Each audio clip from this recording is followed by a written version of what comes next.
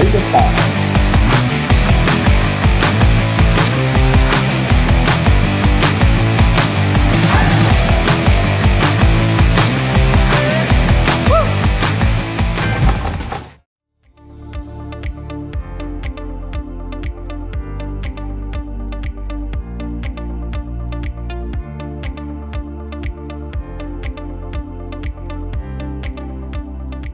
Hello and welcome to this week's episode of Chaile Time. Toby, welcome, and how are you? Thank you, meneer Kanama. How am I? Yes. Yes, see. I had this case last week, Tsepo, at the CCMA in Durban. Okay. So this company, they work in construction and maintenance at their client, okay? Yes. So they're a maintenance and a construction type of company. And they fall under the jurisdiction of the MEIBC, and they are, in terms of the MEIBC main agreement, you have to adhere to certain benefits and minimum wages and so, but there's also an exemption process. But now here's the caveat here. All the staff, all 200 of them, are members of NUMSA. NUMSA. Yes. And I have never seen something like this at the CCMA. So I've heard this rumor that there's some staff who joined another union now, 81 of them, and apparently, there's some political party involved now, and that is how this dispute started. The labor desk thing. The labor desk thing, but it is not name names. Anyway, so 81 of them now filed a Section 73A dispute to the CCMA complaining about unpaid wages. But now this is a thing. I don't like Section 73A disputes at all, because the employees, they almost never specifically say in the application what it is they're complaining about. So you don't really know how to prepare. So on this case, now it's 2025. They're complaining about underpayment since March 2022. And I'm like, you see why sometimes I settle for 626 rand 40 cents. I still don't know where you got that 40 cents from, but anyway. So here's now the thing. Now they're complaining about underpayment since March 2022. Now I don't know what it is. Is it Sundays, overtime, public holiday, wages? What the heck is this now about? Anyway. So I pitch up at the CCMA. Not really knowing, but I've got some idea that this may be about an exemption application, because the company also applied for exemption at MEIBC in terms of minimum wages. But okay, I'm not so sure. Now I'm sitting there in Tsepo. We filled in the attendance register. The commissioner didn't even welcome us. He didn't even ask us to introduce ourselves. So I sat here and there was like 14 of the employees there and the union officials. In Zulu, that commissioner and that union start shouting at each other. And I just see arms. Then it's the union with arms, and then the commissioner with arms. And, for almost an hour, they spoke in Zulu. There was an interpreter sitting there, didn't say a word. So you were catching a wrong train. I was catching the wrong train. I'm just sitting there. I had no idea what these guys are talking about. I thought to myself, how rude can this be? But I've also learned over many years that sometimes you must just read the theatre. Yes. And I had a good feeling about it. So I told myself, shut up. Don't talk about this. Don't object or anything. Just keep yourself in control here. So I just kept quiet. And they just, for about an hour in Zulu, shouted at each other. Anyway, so the commissioner then at some point looked at me and says, what do you say? I'm like, seriously? What do I say? I've heard that guy. Something in South Africa now, whether you speak Xhosa, Zulu, Afrikaans, we keep on using English. We put English words in between. We borrow English. Yeah. So I heard the word exemption somewhere, and I heard the word MEIBC somewhere. Then you did 1 + 1. So I said, Mr. Commissioner, look, if I just go by the 7-Eleven, I struggle to understand what this is really about, because it just says underpayment for 3 years or so.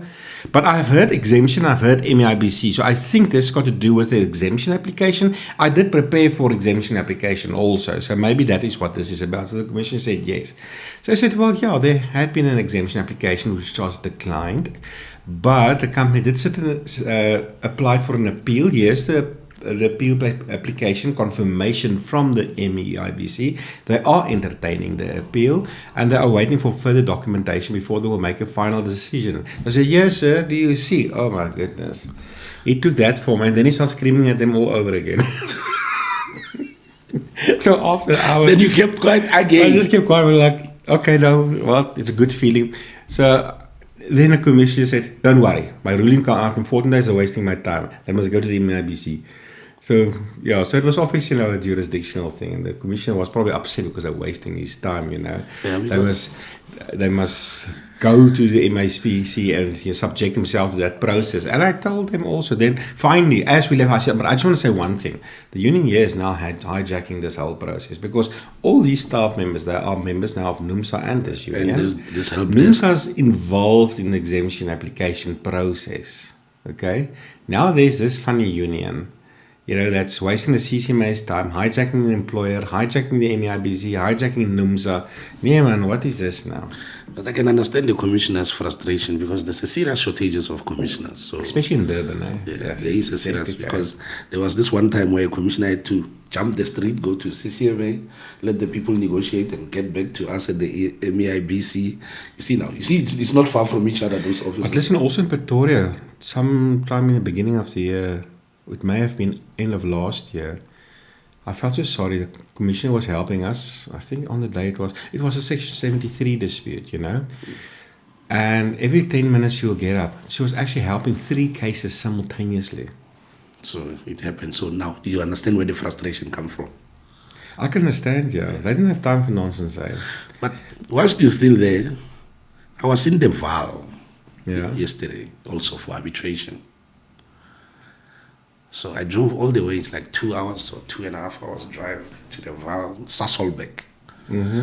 So when I get there, the employee did not pitch. For arbitration now? For arbitration now. Okay. So I prepared my witness from the employer side, and then we were talking about the case and everything. Then my witness is like, I was here for conciliation. The employee did not pitch. And then I didn't get any form of documentation after that meeting. So I thought, but now we got a message, you see those generated emails to say, a reminder, there's an arbitration on this day. So we didn't even get a normal, but we got that message. You can't just ignore. Yeah.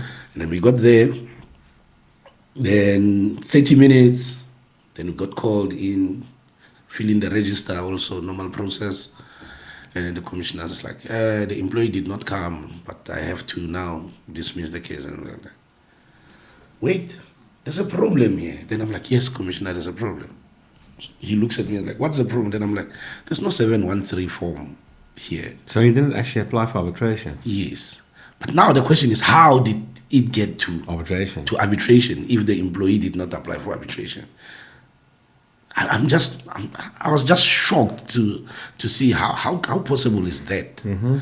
Surely there's an incompetency somewhere, somebody did not do their job or they assumed, but case management there's a problem. So what did the commissioner say? No, he said he's going to investigate and then he's going to send the ruling in the next few days. It will probably be a jurisdictional ruling to say, can't you arbitrate the matter? You can't sue somebody, if they didn't. If there's no case. There's no case, yeah. Definitely. Or you can't hear a matter if the person wasn't actually sued, So if he didn't apply for arbitration, then there is no case to determine. Yeah. That's probably what the ruling will be. I think it will be. Yeah. Current affairs. So, do you like what your president did? I like what the president did. Yeah, thumbs up. I approve. Yeah. You're referring now to the G20. Yes. Did you like what your president did? Yeah, no, I like. You can't send me kids to come and talk to elders. He cancelled Trump, the uncle. They must wait for Monday. They must go to the office of DERCO and then the handover will be done. Have a cappuccino there or something. No cameras, nothing. It's not even going to be publicized. But I'm seeing now here, the country is not looking good. Eh? South Africa can lose hundreds and thousands of jobs. I've seen in the news solidarity. Yeah, solidarity. They and then consulted at Netluck with government and large employers. How does it look in terms of? Remember now. Well, I know this last couple of months, especially this year, there's been some large retrenchments. If you look at Goodyear, for instance, I know Clover also. I think ArcelorMittal's also. Coca-Cola. Coca-Cola also. Ford was there's also been Ford anticipating. also. And what this is about now is solidarity warning to say, listen, the bloodbath is not stopping. And what's interesting is that they are saying that if you look at the reasons for retrenchment, a lot of them are blaming the conditions or the lack of proper economic conditions created by government.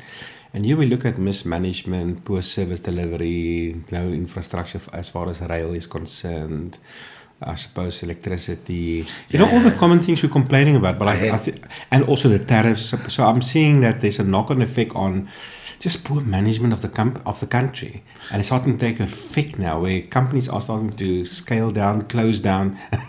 I heard you were shocked last week when I mentioned Transnet when we were doing our Chaile time. And it's Transnet still there. Yes, they've been in the news so much, and you get some of the mafias there in KZN also involved. Yeah. Apparently, government and officials also are involved. I think Malusi Gigaba was charged with something. And now he resigned or something. No, he stepped aside. He stepped aside. I think the ANC's got this step aside thing. Once you're accused of something, you must step aside. And then also I think it was involving the corruption in Transnet also. So now those kind of things, the mismanagement of funds, and then. But there's good news. There's good movements also. S&P gave us a good rating. They've improved our rating, our investment grade rating. So, it's not only negative. So there's a bit of a turn in our financial stability and our forecast. But the jobs doesn't look good. So we obviously need to fix how we manage the country itself, At some point we were grey listed, and then now we've been removed from the grey listed. Okay. Anyway, So now let's look at the food basket. 100 rand. What could you buy in 1996 with 100 rand? And then in 1996, apparently, lamb meat was 21 rand a kilo. And I think it's now 200 and something rand a kilo. So 371%. Inflation increased by 371% since 1996 and now, no? But now, another stat says two things actually affected us badly. Number one will be COVID-19, and the other one will be the Ukraine and Russia thingy. But apparently they're signing a peace deal tomorrow, so we'll see. I think things are going to be better. Oil price will now be stable. Or I've got no idea. I can't forecast the future. I don't know. Trump is trying his best to get those people to settle, but I don't know. Trump is a bit of a bully. He wants to benefit. He will choose the weaker side and force him to side with the stronger one, But Europe is not having it, Apparently now he's becoming friends with Nigeria. Almost there's oil also there. Yeah? Yeah, he's becoming friends with Nigeria now. They are in talks. Anyway, what are we talking about on Chaile? But before I continue with what we're talking about, Tsepo, I've got this one case on Friday. I'm a bit nervous. I've got the CCMA. You nervous? I know you. I've got the CCMA case in Durban again this coming Friday. The employer didn't know there was arbitration, so there's this massive arbitration award of outstanding money, Section 73, for quite a lot of people. So then we applied for rescission. But here's the thing. The HR department informed us that they agree that they owe the people notice pay. But they don't agree with what's been stipulated in arbitration award. In other words, the submissions by the employees to the commissioner in our absence. So now I applied for arbitration. There's thick arbitration, rescission. I applied for rescission. This thick rescission application with pay slips as everyone. We're facts. We're facts there. Only after, and we are basically saying we're only owing them notice pay. Yeah. But only thereafter, the operations executive had a meeting with us and said, listen, we don't owe them anything because this was just a normal standard EOC.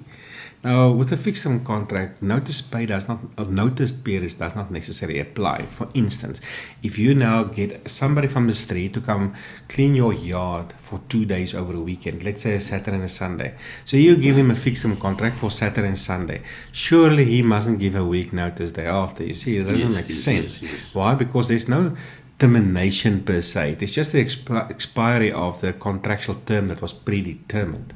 The same thing here. The people on fixed term contracts which expired. So it does not really trigger notice pay. But now I need to go to the CCMA on Friday to say, Mr. Commissioner, please, I'm ignore curious. my lies. I'm curious. Did you now get the Commissioner of Oath to sign? Well, this is the thing. The CCMA rules were amended. Ooh. And previously, if you submit an application, you have to submit an affidavit. But now you can do an affidavit or a written statement. So I didn't do affidavits anymore. I only do written statements. And I'm so happy that I didn't. This is not sworn on an oath affidavit by myself. It's just a written statement, and it was based on the facts as it was presented to me. But still, now I can't even send on anybody else to go deal with it. I have to go there myself now, so I can be in the dog box, you see. I wonder what's going to be your approach, but you still have 2 nights to sleep on it, Yeah. Now, normally I will just have my teary eye and say, sorry, Mr. Commissioner, it wasn't the intention, But anyway, so what are we talking about? Okay, so look, just based on my experiences last week or 2 or so, actually this month, the importance of recognition agreements in the workplace.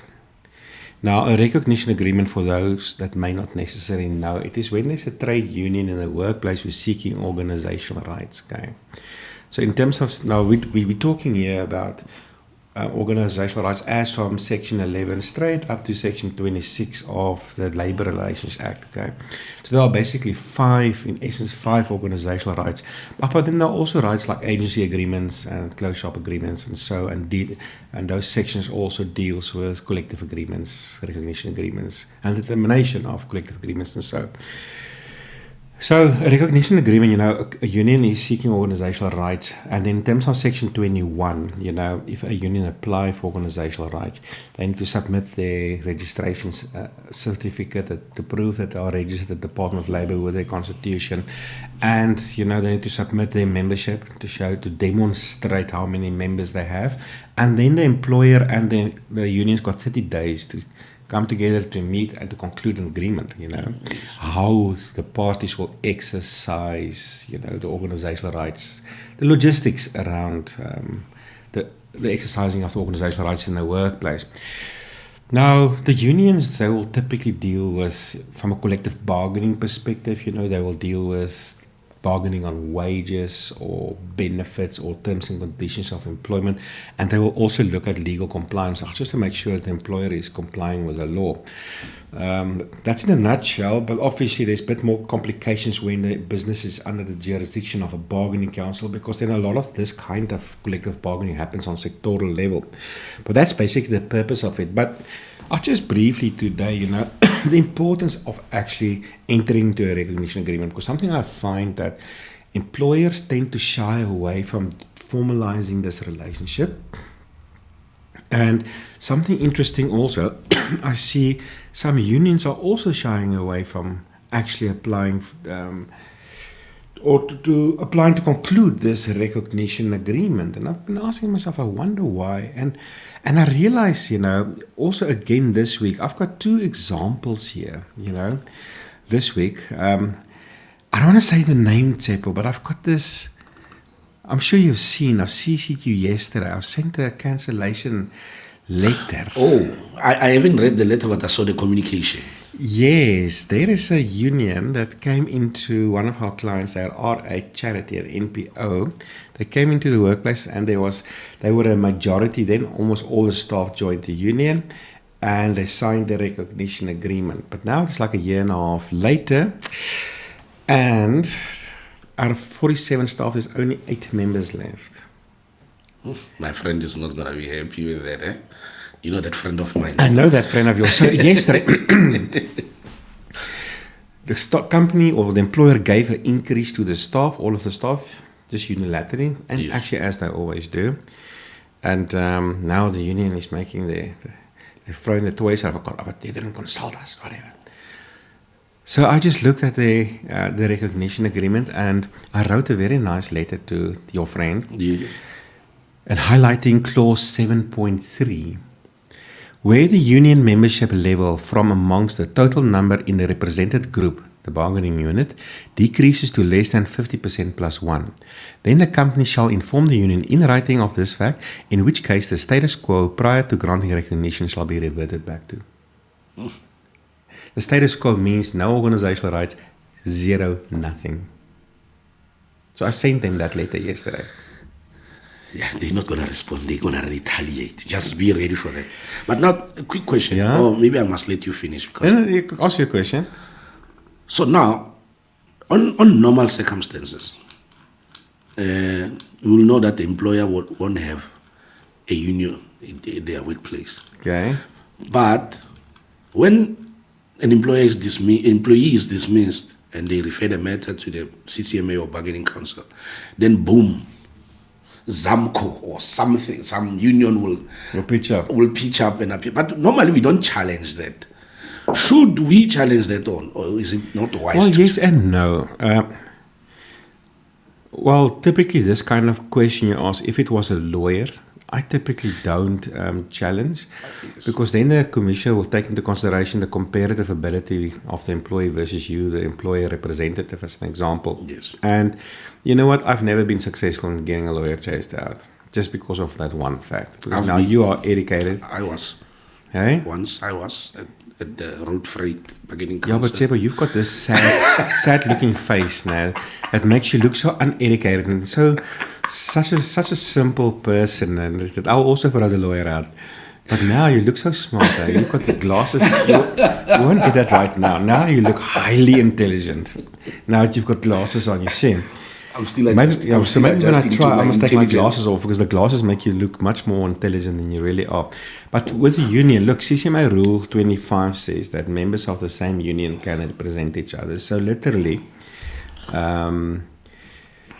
you can join the union on the day of arbitration, and then they will walk in there. But there's a bit of a caveat. I think it was a lawful packaging case where the courts basically confirmed that a union can only operate within the scope of their constitution. And now in this their constitution it will stipulate what industries they're bargaining in, you see. So if their constitution does not provide for that industry, then they can't. So you can object, but that's a bit of a deeper investigation, you see. But anyway, to come back to the recognition agreements, so here you have a situation where the union membership fell under 50% plus 1. With other words, they're no longer a majority union. And interesting is, in terms of this recognition agreement, it only allows organizational rights to this union as long as they're a majority union. That's the agreement. And by the way, that's the agreement that they sent us, in which we agreed to. And then it was signed by both parties. It was signed by both parties. So now that they are no longer a majority, now we're literally kicking them out based on the agreement. My friend is not going to be happy. The other friends can be very happy. The employer. But interesting. Remember, yeah. My friend, I met him about 2 weeks ago at the CCMA in Vereeniging. And then he still has that, what do you call it, a grudge against me, because he's a very angry man. Yeah, he's an angry man naturally, but now the grudge, because now, remember, he lost the case that we arbitrated for like a year. Yeah. And then he's got a grudge. He's got a grudge. Like when he sees me, he's like, yeah, you are like that, you. But you see why the union lost so many members, Chaile. It's because last year, I remember the company, I can't remember the months, I think it is around about around June every year, they give increases. Oh, yeah, so all the remember, years, they will just give increases to the staff. But now, because there's a union and everybody was part of the union, okay? Yes. So now June, we could no longer give increases. Now it's a matter of consultation, you see. But now the union's never available on the dates that you want to consult. So eventually, the increase was agreed upon in October. And then only started in November. Now they want, and started in November, but now they want back pay till June, until when increases normally were given. So we just said there's no back pay. There's must now a union with a recognition agreement. Yes. Now wages and increases are a subject matter of consultation and negotiation. So we only pay as from the date we sign on the document, which was November. Ooh, the staff was not happy. And their shop steward stole. And then they filed a dispute at the CCMA. And we sent Madam, we sent the Makato there. Yes. And that one, oh, yeah, that. You know, the company actually gave her a mandate of 3 months back pay to them. But she settled on 1 month. She just said, there's no way I'm giving you a cent more. And they took it. Well, they didn't know that there was a mandate for 3 months. She knew, but she just like, I'm not going to. She can also hit back that one, eh? No, she's sharp. She's sharp. Yeah, but it was quite interesting also in this one recognition agreement here. You know, which is quite nice, is that I must actually find it here quickly. Let me see where it says that. Let me just see, make it a bit bigger and go down.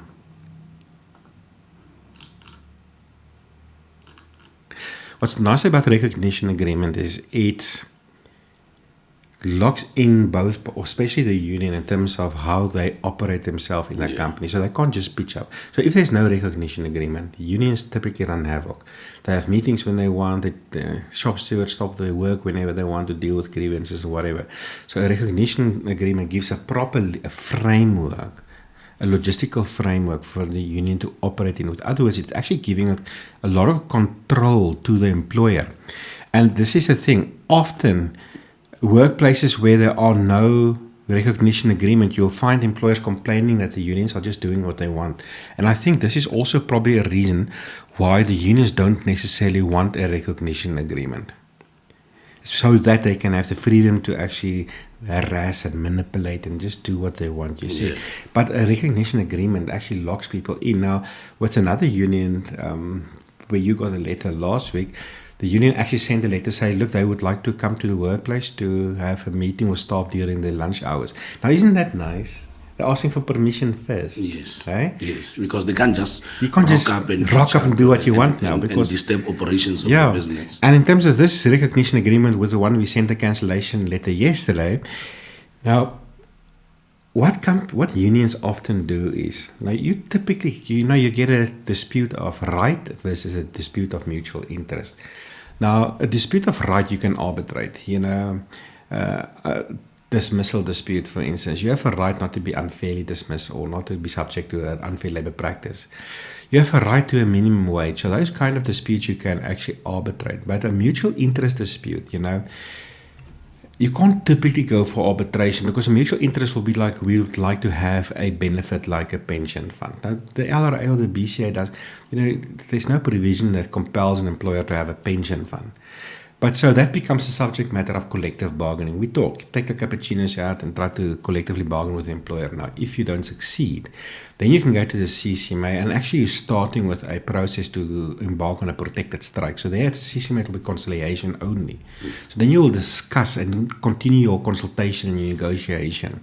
And if it fails, then the employee party with the unions can go on a strike, and similarly the employer can go on a lockout if they want to. So that is a process of how to deal with a mutual interest dispute. But now interesting is what a lot of unions these days do. They won't necessarily like a manager that's quite strict, and I see also they like targeting HR managers also. Yes. And then they will file a mutual interest dispute to the CCMA demanding the company dismiss that person. But this is actually an unlawful referral. I can't demand of the union to start and interfere in their business and start demanding who they must fire in their organization. Yes. They can't do the same with the employers either. But now they start frustrating the process. And I've seen cases now where it goes on for almost a whole year of negotiation at the CCMA with the threat of going on a strike. They can't really do because of a certain person. I still remember we had a case at the Road Freight Bargaining Council a long time ago. Same thing. The way they wanted the manager to be fired. Same thing. Eventually, we threatened them, those people also, listen, if you go on a strike now, we will sue you and we're going to apply for cost against you because we will apply for an interdict. And it went... Everything went silent from there, but this is the point, they're frustrating. But now, interesting is with this recognition agreement we cancelled yesterday, I build into or sneak in, a union who wants organizational rights. They're so happy. I don't even think they read, when we sign recognition agreements, I don't even think they read this stuff. So then I'll put in clauses like, you will not refer disputes of interest of rights as under the disguise of a mutual interest dispute, and you will not make unlawful demands that we need to dismiss certain people and then file mutual interest disputes, and they sign it. So this is the point of why an employer should have a recognition agreement if there's a union in the workplace.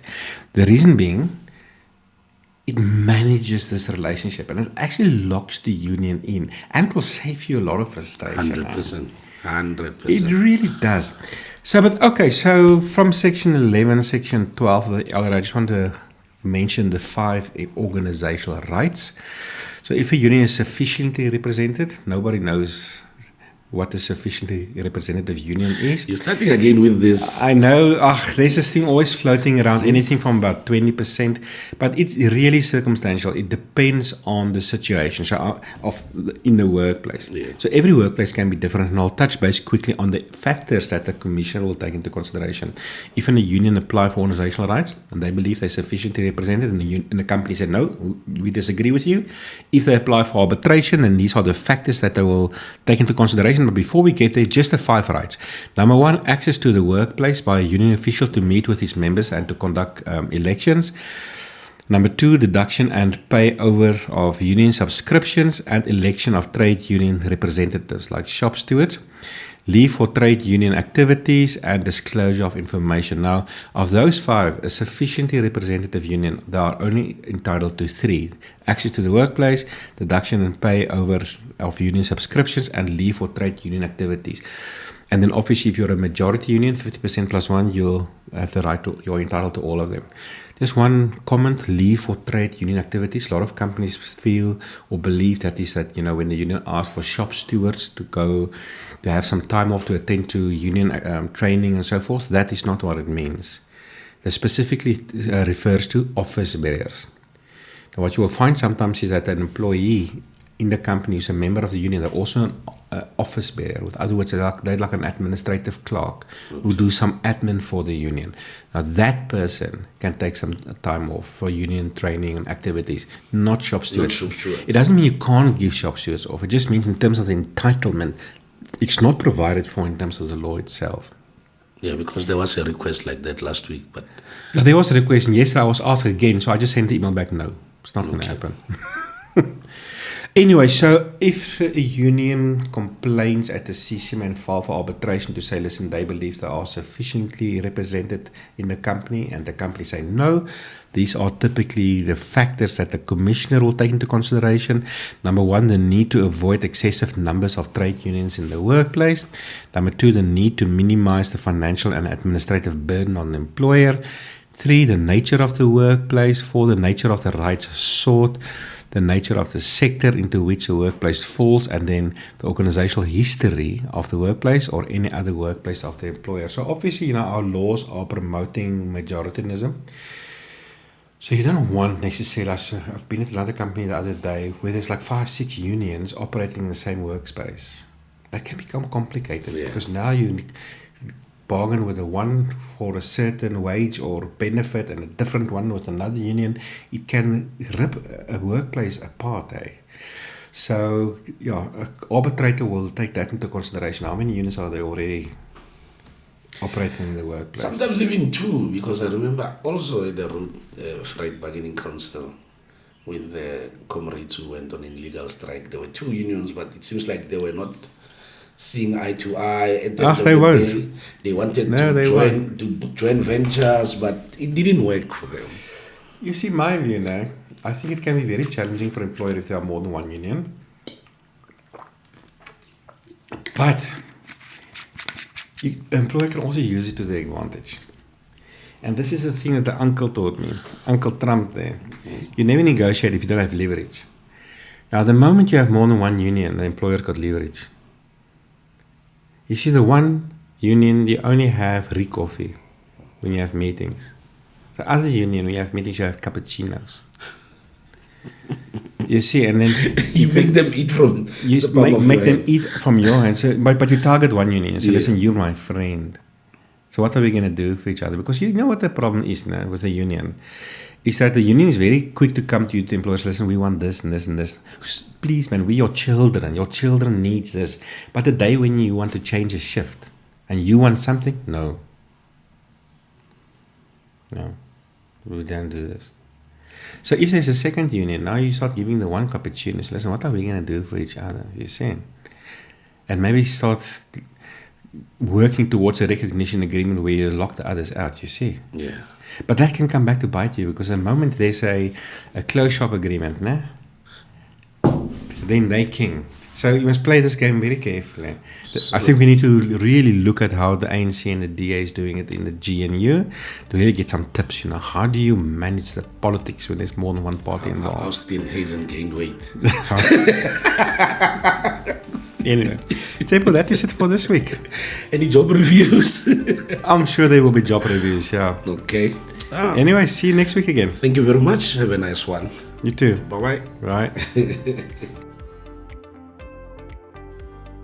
Good morning, everyone. Let's have a look at some of the vacancies posted nationwide on our Harmony Peoples Network this week. First up, Diesel Electric is looking for a HR assistant in Cape Town. Motor Industry Fund Administrators is seeking an experienced and dynamic client services manager. Deshipi Noto Group has an opening for a finance manager. This job is based in Springs, Johannesburg, and is suitable for candidates who reside in the East Rand. And last but not least, Ambit Connect is advertising for a senior IT manager. For the full information of the mentioned positions, how to apply, as well as more available positions, find the vacancy link in the description. You will also find a link to a useful video on how to compose a winning CV and have a successful interview. Tune in again next week for more Harmony vacancies.